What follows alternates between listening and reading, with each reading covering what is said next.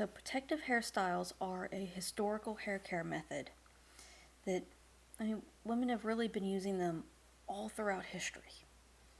Anytime you see, well, most of the time when you see paintings and sculptures of ladies, they have their hair up. They're not down and just free flowing. It's pretty rare. And there's a reason for that. They wanted to grow their hair out long. It was just the thing. Why do we want to grow our hair out? Is it just a decorative appendage? Or is it part of us? And it's something to think about. But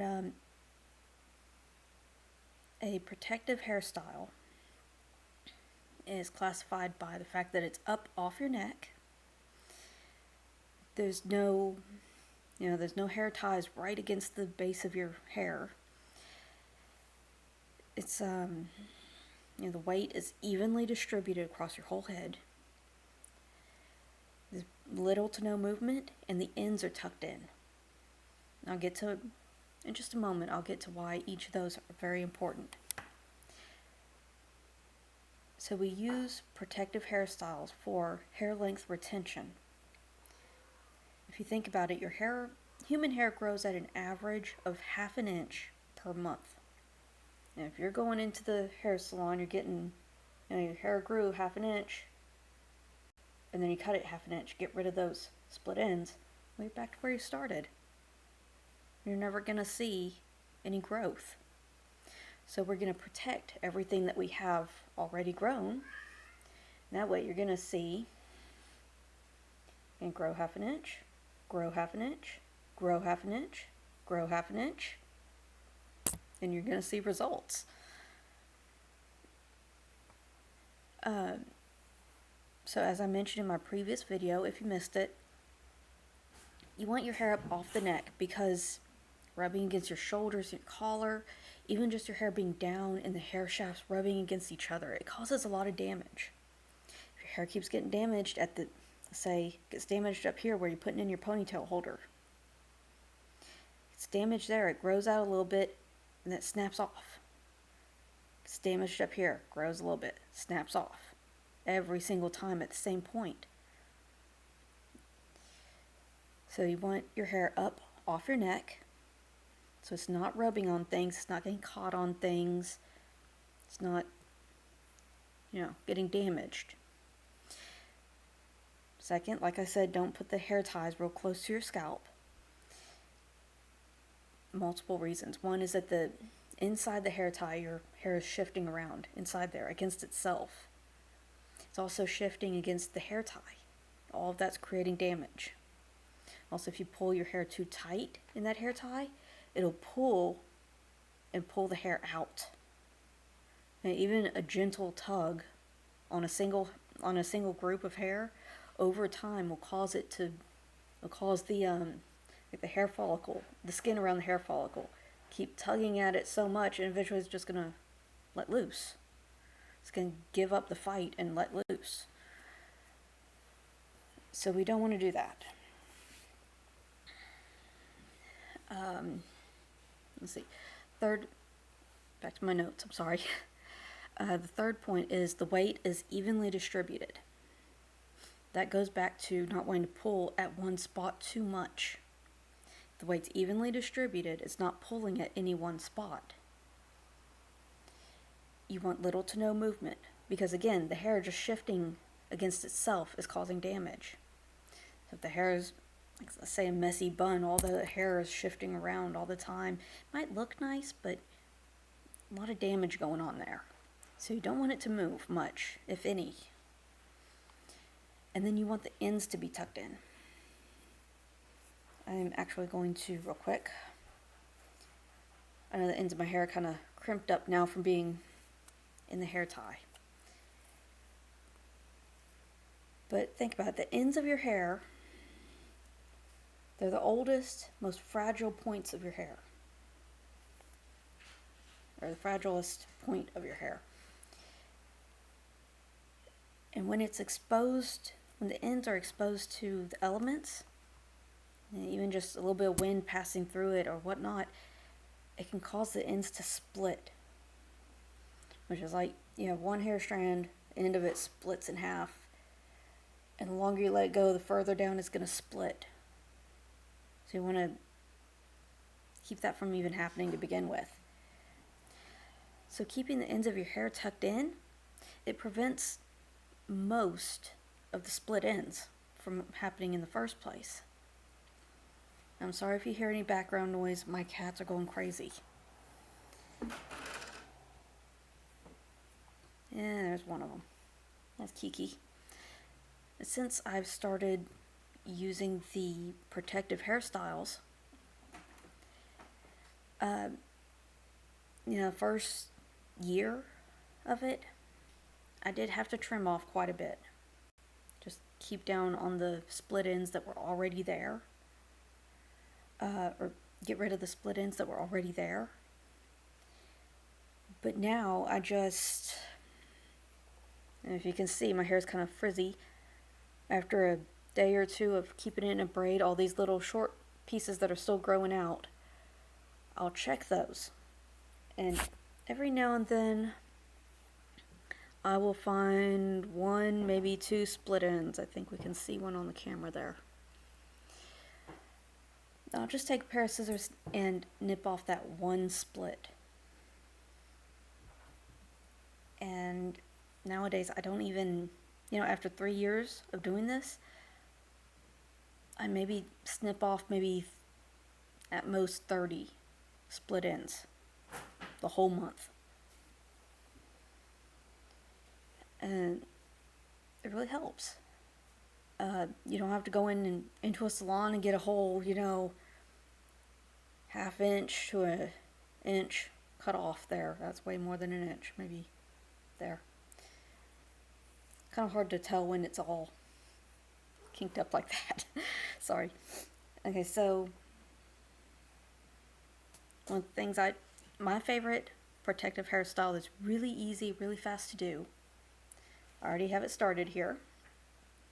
Just a side braid, and I will show you the end, how I do it. So here's the end of the braid. I fold it over on itself, and then I fold that over, and then fold it over one more time. Now you can make this loop as big or small as you want, but we make a loop here on the end, and then tie it with the hair tie. Sometimes I use these really soft fabric ones. I think I got a package of like 300 of them on Amazon. A bunch of different colors. I don't use most of the colors because they show up too much in my hair. And I'm trying to hide the end, not make it visible. There we go. Tie it up. And then when we are getting close to the end, it makes it a lot easier. It doesn't only protect the ends, but it also makes it easier to hide the ends, because you can take your bobby pin, try to get closer to the camera, and hard to see the loop there now, but we're going to slide the pin through the loop. And now you can just tuck that in, pin it in, and it's not going anywhere. Those ends aren't going to be flying out and going everywhere.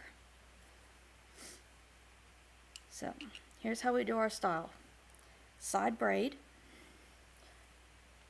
tuck this back a little bit, and we're going to, hope you can see that, we'll fold it up and over the top of the head. I know that my braid usually ends somewhere in here, depending on how tight I do this.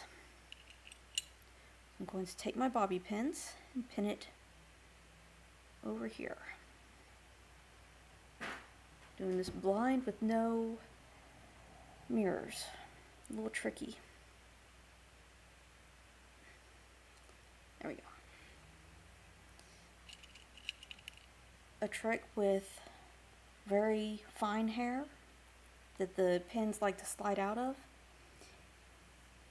Cross them in an X, so the pins are holding each other in place rather than relying on the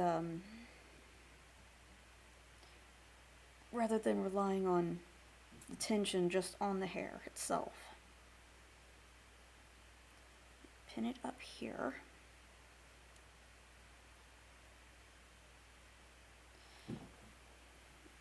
And now over here. So basically I pin it at the four corners as best I can. When we get over here to this side, it's a little bit higher up, and then up here, wherever the end of the braid lands, that's where we pin. Another quick thing, you notice how the pin here has a straight bar and a wavy bar. The straight bar goes on top of your hair, and the wavy bar down here, that goes against your head. It goes into the hair. That's how it grips. So that's just a little tidbit there. So we're going to go over here, kind of pull the hair up and keep it nice and tidy here. I should have grabbed a second pin. Sorry about that. Right here. I almost dropped my pin. And pin it down at this corner here.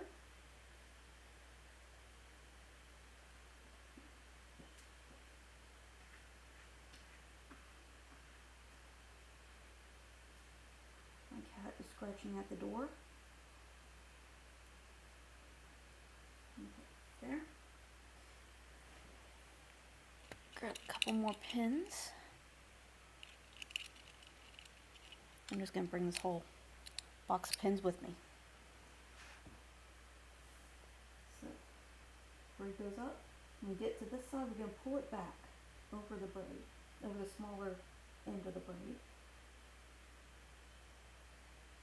Get this in the right orientation. Put it down. And we do it this way so that the braid doesn't rest on the ear. It gets pulled up.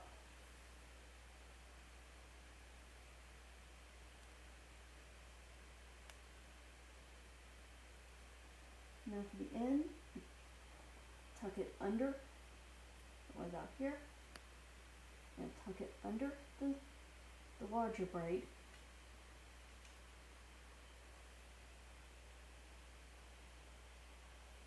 And then we're going to pin it right here.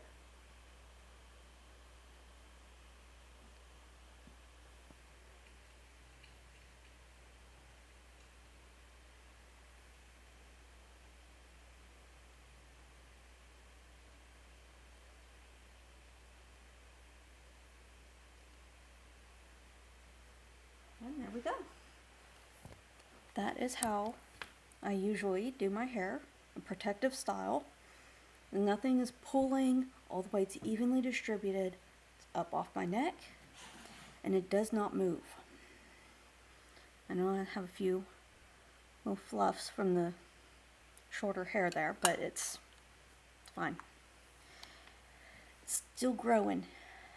It was a little nicer yesterday, but I didn't get around to rebraiding it this morning. This is second day hair.